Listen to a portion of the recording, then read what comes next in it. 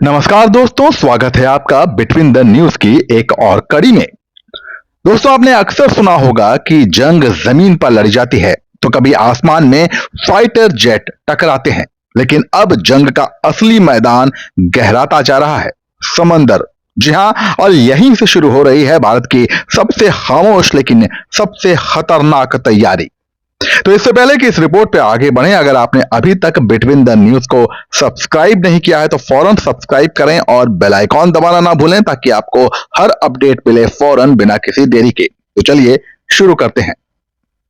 चीन अपनी DF-21 जैसी एंटी शिप मिसाइलें तैनात कर चुका है। पाकिस्तान MIRV टेक्नोलॉजी वाली अबाबिल मिसाइल पर काम कर चुका है। ऐसे में सवाल है कि अगर कल को मिसाइल आसमान में उड़ती दिखी तो भारत के पास उसे हवा में खत्म करने की ताकत है या नहीं। भारत का जवाब है sea based ballistic missile defence system.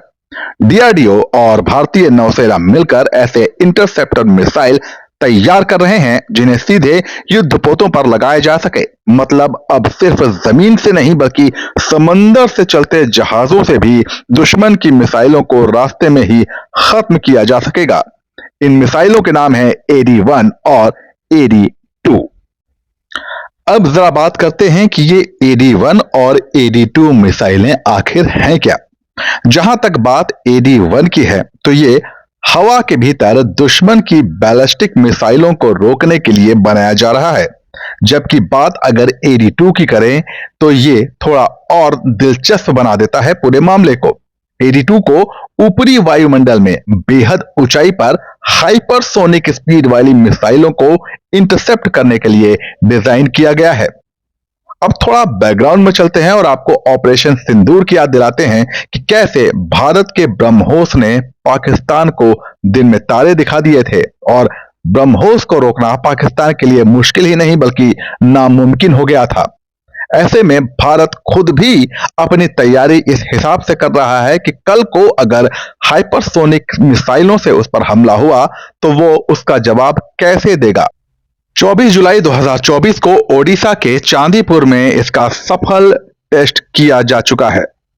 इस टेस्ट में एक नकली मध्यम दूरी की बैलिस्टिक मिसाइल को 4 मिनट से कम वक्त में ही हवा में तबाह कर दिया गया था। खास बात यह थी कि इस पूरे ऑपरेशन को जमीन और समंदर दोनों जगहों से रडार सिस्टम गाइड कर रहे थे। अब आते हैं पाकिस्तान और चाइना वाले एंगल पर। चीन की DF-21 मिसाइल और पाकिस्तान की अबाबिल जैसी मिसाइलें आज सिर्फ हथियार नहीं बल्कि मनोवैज्ञानिक दबाव का तरीका बन चुकी हैं।